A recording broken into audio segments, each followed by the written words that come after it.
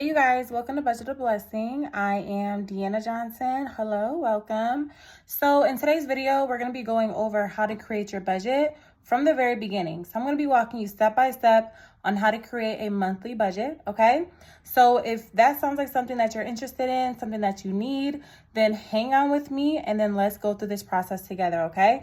So by the end of this video, you should have a budget that works for you. Let's go. Now, this is going to be a monthly budget. So what we want to do is first gather our income information, okay? So we want to figure out exactly how much money is coming in each month.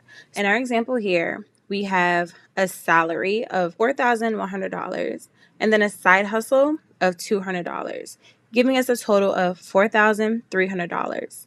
Now, when you are collecting your income information, you want to make sure that you are using your take-home pay after tax dollars. You're also going to account for any money that you make with your job, so your salary or wages, right? Side hustle income, business income, rental income, child support, Social Security, any kind of income that you get that is reliable, right? Something that's consistent, you want to add it here. So the next thing that we want to do is collect our expense information.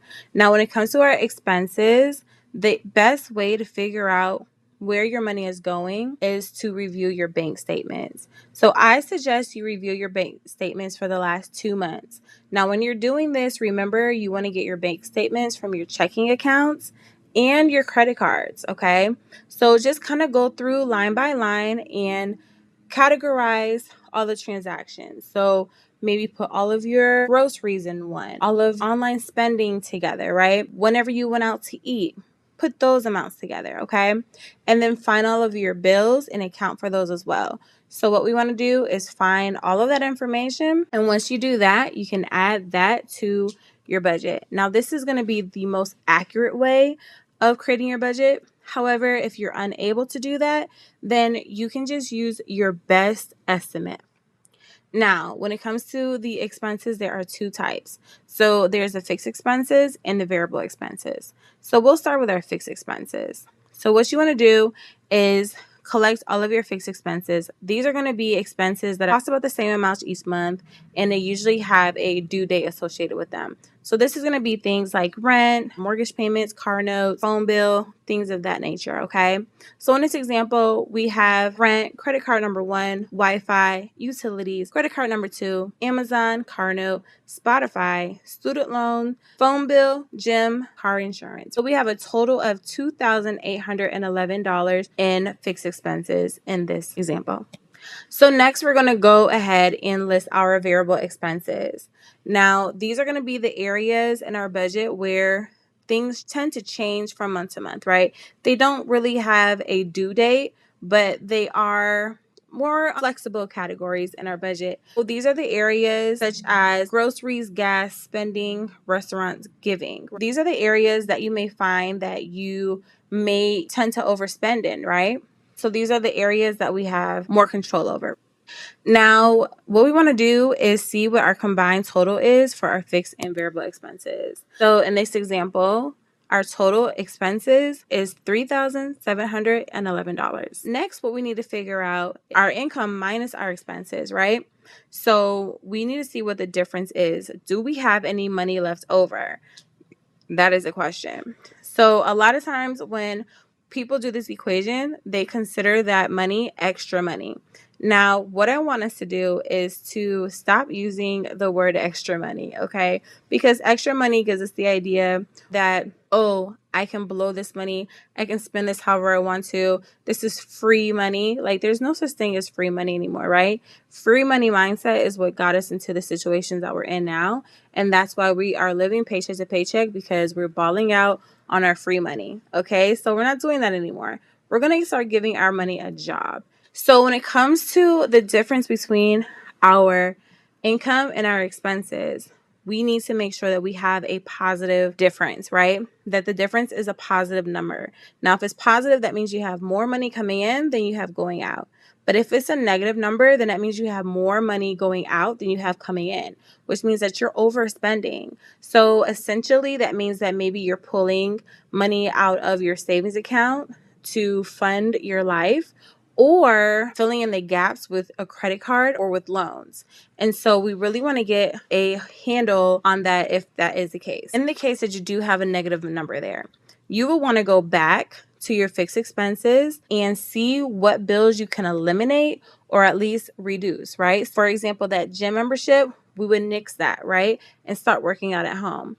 And then you will want to look at your variable expenses and see, okay, how can I kind of hone this in and reduce some of those expenses? How can I bring my groceries down? How can I, stop eating out as much? How can I, bring my spending money down? That's where you're going to want to kind of make those changes.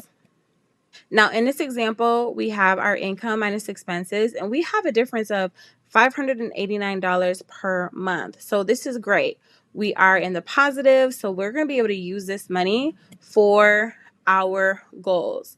Now, instead of calling this money our extra money or free money, what we want to do is give it a new name that represents its purpose, right? So I love to call this money my building bucks, right? This is the money that I use to build my future, to get me ahead, right? This is the money that's going to help me get off of that paycheck to paycheck cycle. This is the money that's going to help me to achieve my goals. Now, in this example, you see that in the circle that we have allocated this money to go to the credit card payment. We're working on paying this credit card off. So we've also allocated $100 towards savings and $100 towards an account buffer. Account buffer is something that you may want to consider doing. I love to do it to have some extra money in my account. That way, if I do happen to swipe my card by accident, or if my numbers are off, or say, for example, there's a bill that I forgot about, or one of my bills were more expensive than I expected, then I have a little something in my bank account to kind of cash that and avoid overdraft fees. Now, it's super important that we take it a step further and make sure that we are budgeting to zero. Okay, so when we budget to zero, we know exactly where each of our dollars are going. So it's just being really intentional and giving each dollar a job. So when we look at the budget worksheet here, at the very bottom on the summary, we can see that what's left over is $0. So yay, we have accounted for every dollar. You guys, I've created this budget bundle to help with creating your budget. These worksheets make it really super easy to get organized and tell your money exactly where to go. It also includes a 5-step budget guide so that we can start changing the trajectory of our financial futures for the better. If you're ready to get control of your finances, make a budget based on your goals, then why not go ahead and get started today? Grab my budget bundle below. If you found this video to be helpful, please go ahead and hit the like button and subscribe for more helpful videos like this one. Also, join our free Facebook community. Here we have thousands of like-minded individuals on the path to financial freedom. That's all for now, guys. Until next time, bye.